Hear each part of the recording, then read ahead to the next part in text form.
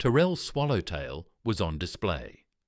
Around the room's main table sat Estelle Phoenix, Wyatt Staples, Redford Carlin, and Princess Clara Astor, while her ever-present bodyguard, Cynthia Winfield, stood behind her. In front of her, the holographic map of Heo was on full display, with several areas marked across its 3 continents. There are fewer violent protests and Grand Revolution loyalist groups than I expected, Clara confessed with mild amusement. I moved quickly to silence those who I knew wouldn't bend the knee, my princess. Regardless, I feared far more defiance after the announcement of the revolution's dissolution and the reintegration of Heo back into the embrace of the principality. Yet fatalities and casualties have been kept to a minimum, and most protests are quelled quickly, Tornell replied. Unsurprising, Estelle joined in with barely concealed disdain and a flaunting ego to match it.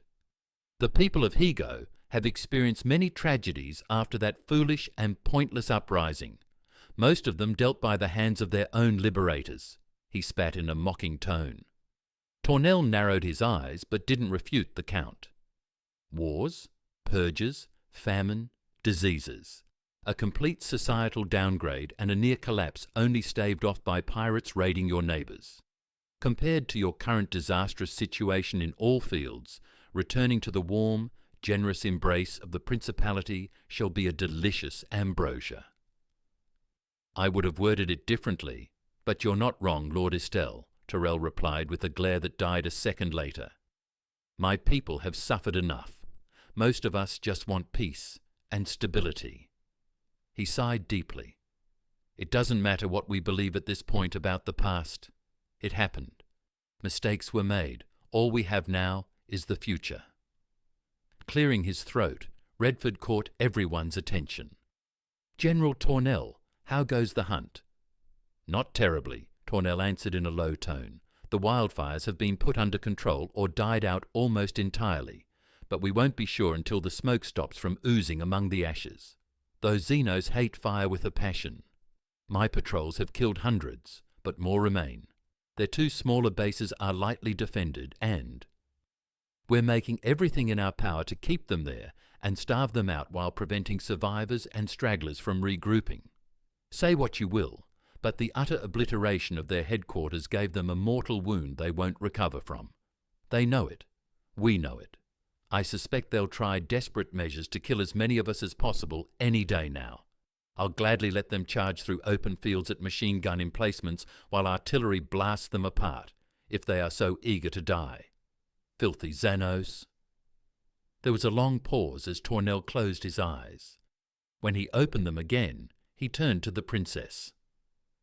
My princess, have the captured been screened? He asked, avoiding using the word cattle to refer to the sapient prisoners kept by the Drazen. Rest easy, Tyrell, Clara began, her voice changing to a more serious, focused tone. Preparations are underway to begin the transportation of your people.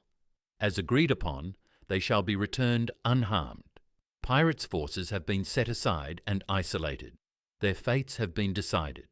Those who wish to truly repent will be allowed to earn forgiveness, their sentences carried through hard labour under your leadership, she said, as a cold, heartless smirk appeared on her lips. I ask that you don't kill them, but feel free to make them earn their pardon. There certainly won't be a lack for nasty, dangerous, but necessary work in the coming months. Tornell agreed. The rest? Tried, sentenced, and awaiting execution, Clara replied coldly. I offer you a chance to carry their executions yourself, Tornell, as a sign of my goodwill, if you so desire. Tyrell remained silent for several seconds, deep in thought, until his answer was conveyed. In days past, I would have accepted your offer, my princess, but I will not have Hego tainted with their blood. Do with them as you wish. Without hesitation, her irises shimmered for a split second. Captain Milcat, my permission is granted, she said, as a smaller screen appeared on Tell's chest. Said man looked to the side, no doubt watching the same live footage they were all seeing. In the screen, a Royal Marine moved slowly to a panel, while dozens upon dozens of handcuffed men and women, bearing rags for clothes, cheap cybernetics, and skin covered in tattoos and scars, shouted obscenities, curses, and worse. As a red light shone across the large area they were sealed in, with an unceremonious press of a button, the light turned blue. The curses stopped, giving way to screaming and pleas for mercy. A few seconds later, the doors of what was revealed to be an empty storage bay opened. The pirates were sucked out of the room in quick, violent jerks. The camera shifted to the perspective of exterior cameras, where increasingly smaller flailing figures drifted through space, uselessly clawing at their necks and desperate for breath that wouldn't come. The scene lasted only scant moments before it ended. And with that, their sentences are carried out, Clara said with a cold dispassion that made Tornell visibly swallow nervously. Do not worry about their trajectories. Captain Milcat has assured me that their bodies will drift into orbit in a matter of weeks before re-entry turns their bodies into fine particles. And even if something is to survive, the ocean shall receive what remains. None of their filthy blood shall sully Higo's soil, the princess declared. My princess is most considerate and prepared, Tornell praised, trying his best to appear strong and unbothered. Some would claim otherwise, Clara countered with a sly smirk. Now then, some young pirates, either too stupid to know what they were getting, intact, or little better than children, shall remain under my care. I have a project that may bring results worth considering in the future. Nothing you need to concern yourself with, Tornell. Aside from that, there is one problem present with the rest of the rescued prisoners. The Drazen raided several small stations and boarded ships during their incursion deep into Principality space. Most of these prisoners wish to return to their homes. Turning to Istel, the violet-eyed woman pressed on. Lord Istel and House Venus have agreed to grant the commoners free passage so that they may resume their lives. Captured nobles have expressed their gratitude and promised a most generous reward. They are of no matter and easily solved. Her eyes narrowed.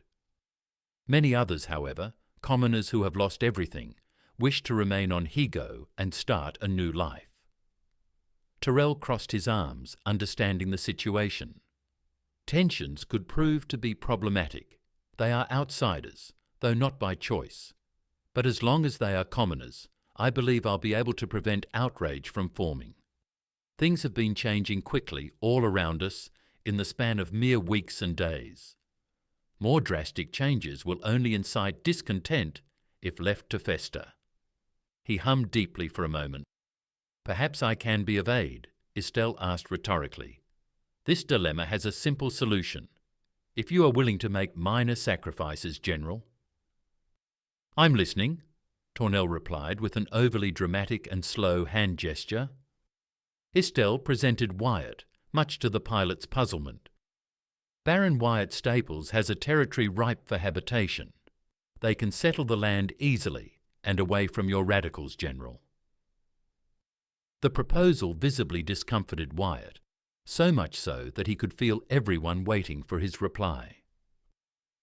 I suppose it could be done, but the abandoned villages were the homes of people before the Drazen came. They won't be needing them anymore. But will they be safe there? The Xenos have left the area. If any survivors remain nearby, then they are hiding. They simply won't have the numbers to risk their lives if all they want is food, Tornell replied with hatred. And as you said, Wyatt, their original owners won't need them anymore. Lord Estelle is correct. Your barony will provide a relative safe haven for those refugees. May I know, however, what's the name of your barony? I haven't decided yet on a name. My apologies, Wyatt replied. Tornell nodded. I see. My princess, what is to be done with the sapient cattle? We can't house them indefinitely. Their minds are too far gone, moulded by the Drazen to be little better than animals. They don't have survival skills, and their cognitive skills are lacking. They've been conditioned to be nothing more than cattle. We'll save those that can be saved. The rest will receive mercy and freedom. "It is all we can do for them," Clara replied with genuine sadness in her voice. "Rightly so. I wouldn't wish that life upon anyone, not even on blue bloods," Tornell said, but quickly composed himself. "And the feral children, my princess?" It was Clara's turn to ponder her answer carefully. For the first time in their conversation, a solution will be found. She replied after a few moments of silence. Tyrell nodded in understanding. The few remaining nobles and commoners, neither wishing to stay or leave, have decided to serve under my banner. Some have nowhere else to go. Some want revenge, and some feel indebted to repay me for their salvation. Shuttle runs shall begin within the hour." "Understood, my princess. I'll make preparations to receive them," Tornell replied, and the video call ended. Can he possibly be more ungrateful? Estelle asked no one in particular the following moment. "My house is to bring precious resources, personnel, expertise, machinery, and more to ease their reconstruction process. And he has the gall to showcase his beastly disdain. Such impertinent insolence should cost him his head. Truly, these are dark times if that rude mongrel is our best prospect for peace and stability in Hio for the foreseeable future. We all make small sacrifices for a greater good, don't we?" Clara countered with a pleasant, tired smile. "Indeed," Estelle replied, chuckling to himself in a dignified manner. "Clara, if I may be so bold, would you care to consider a courtship, engagement and marriage proposal once this nasty conflict is over?" "That is bold of you," Clara replied, unable to contain her amusement, while Redford and Cynthia's expressions froze in shock at his casual, straightforward approach. Wyatt only looked at the exchange with a raised eyebrow. "May I ask what has developed this turn of events?" "Simple logic. I've never had an interest or desire to pursue a spouse. My work is my life. My studies are my passion. However, I'm not blind to the realities my position entails. I may not be an heir apparent, but I need to find a respectable, powerful, intelligent woman to marry." Clara let out a laugh, leaning in until her shoulders rested on the table and an open palm supported her chin. "You do realize, of course, that I'm a princess. Our union could prove to be a difficult one, not to mention that I may not live long enough to see this conflict end. My life has been endangered many times in the span of but a few months. Many more may yet come." Estelle nodded. "I'm aware of my precarious position and boldness, yet I lose nothing by making my intentions known. Of course, I'd follow the proper ways of courtship were His Majesty the Prince to accept it."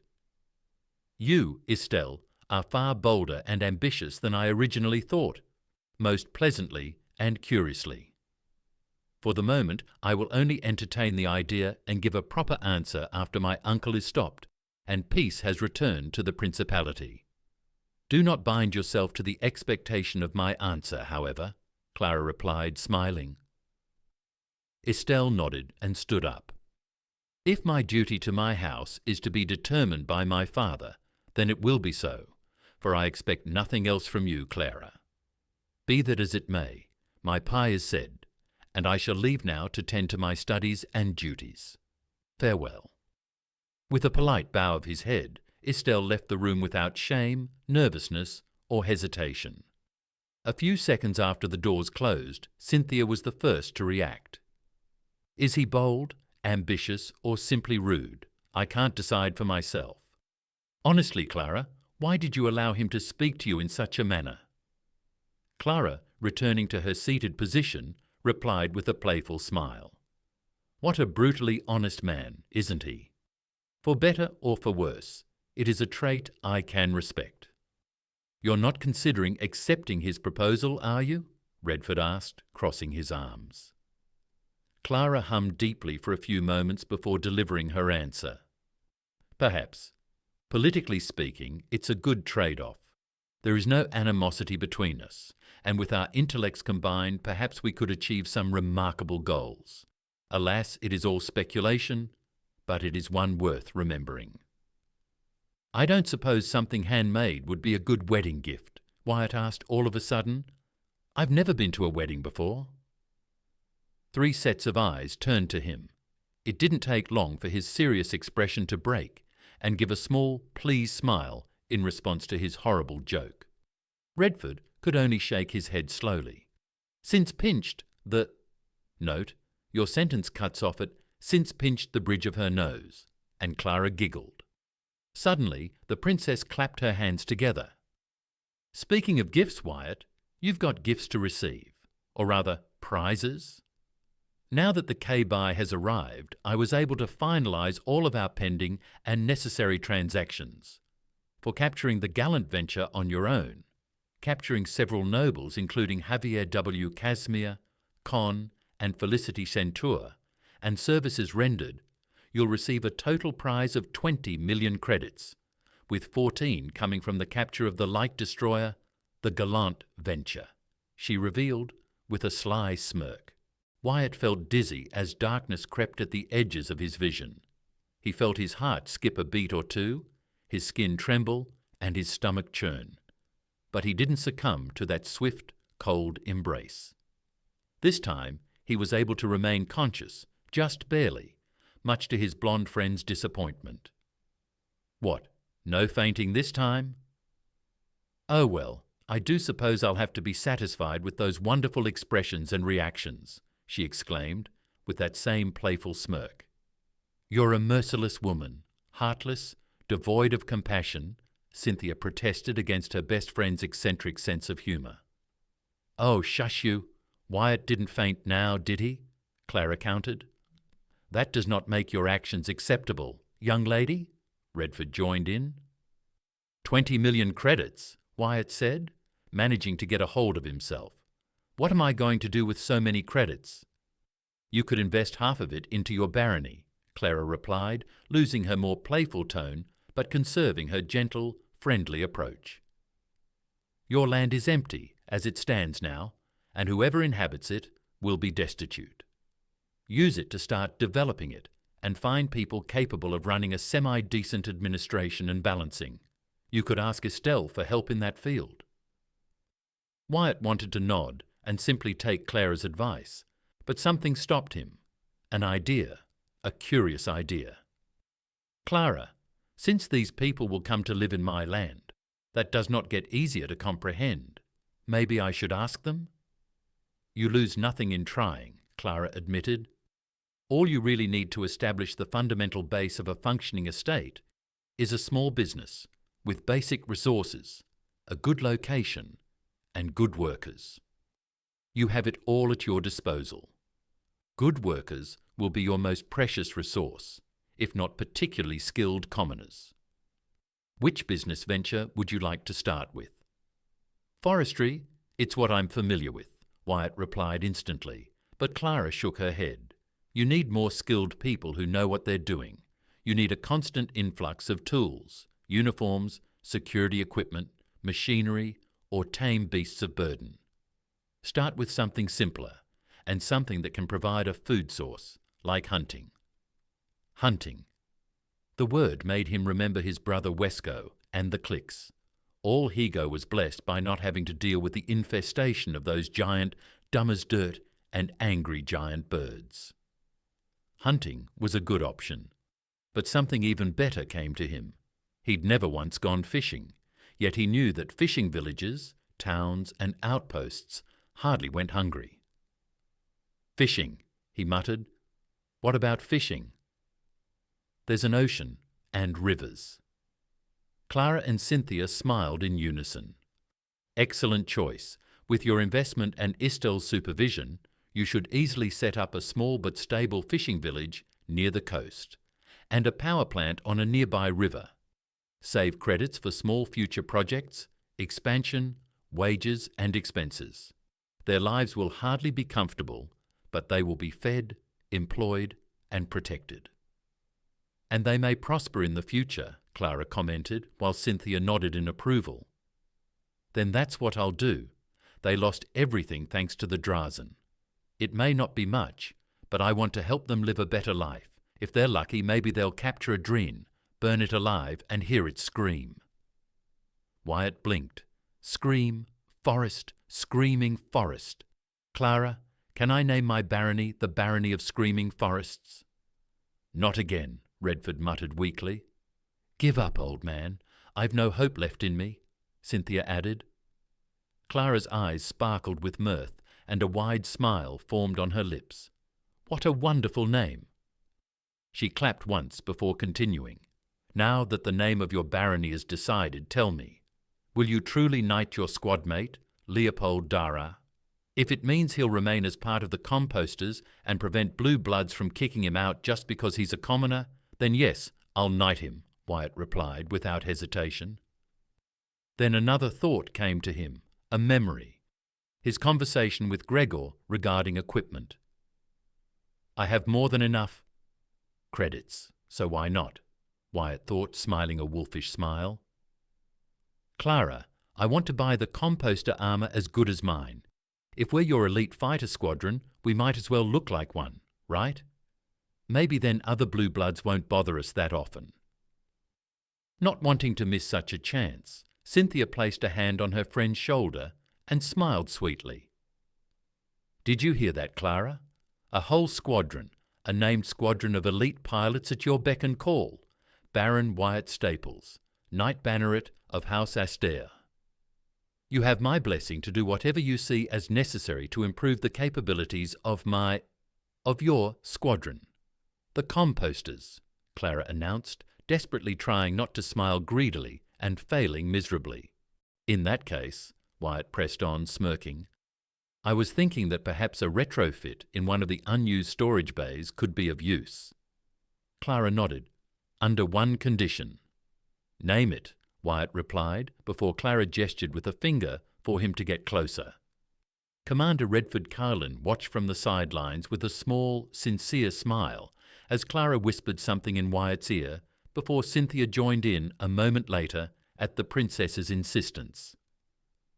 No Navio ceremony room. Leopold was near damn about to piss himself as he knelt in front of Wyatt. Knighted. He was being knighted. Actually knighted. He could hardly hear Wyatt's words as he lowered a sword on his left shoulder, then moved it to his right. His movements were clumsy, lacking any finesse. Thankfully, the danger only lasted a few seconds. He'd seen Wyatt's elevation, who hadn't aboard the Norav, so he knew the differences. Mainly speaking, he didn't hit him. As he finished his speech, Will you, Leopold Dar, obey my commands, protect the innocent, and fulfill your duty above all else? Wyatt asked. I do, Leopold answered firmly, despite his nervousness. He could feel the amused gazes of Raquel and Na, while Gregor stared at the whole chain of events in mild disbelief, but also with an air of solace around him. A commoner has knelt. A knight rises, Wyatt indicated, taking a step back. Following Cynthia's careful instructions, the sword was ceremonial, perfect for their purposes. At the corner of his vision, he saw it, Clara's condition.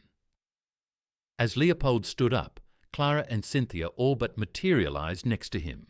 A collective gasp echoed in the large, empty room. Congratulations on your knighthood, Leopold Dara, Clara said, her mask of perfect neutrality and impeccable manners strong as ever.